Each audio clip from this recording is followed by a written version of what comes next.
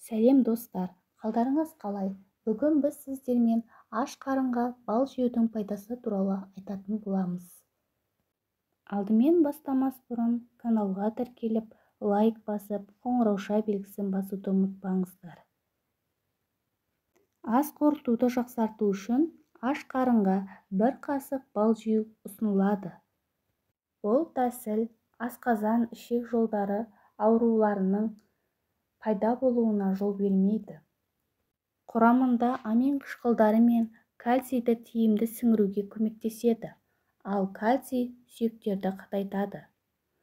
Ол жөтелге қарсы жақсы құрал. Балдың антиоксиданты өкпені тазартып, жөтелдің себептерін жояды. Гормон деңгейін қалыпқа келтіру арқылы бала көтеру мүмкіндігін жоғарылатады. Әсіресе ерлерге пайдалы, өйткені тестостерон өндірісін ұлғайтады. Балды жатар алдында сүтке қосып ішетін болсаңыз, ұйқыңыз жақсы болады. Араның балымен офтальмологиялық ауруларды емдейді. Мысалы, оны көзге басу арқылы катаракта ауруының дамуына баяулатады.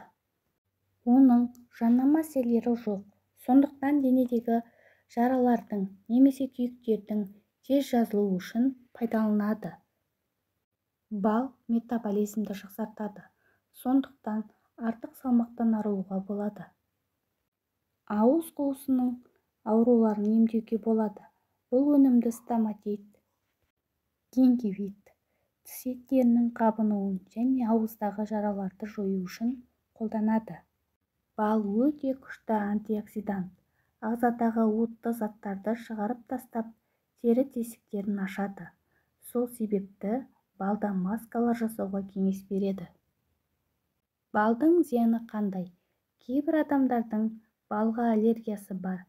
Жүкті немесе бала емізетін аналарға балды пайдалану алдында дәрігермен кеңескен жөн. Өйткені әйелде аллергия болмаса да, баласында болуы мүмкін. Көп мөлшерде қолданған кезде семіздік, қант диабеті және тағы басқа бұзылуларға алып барады.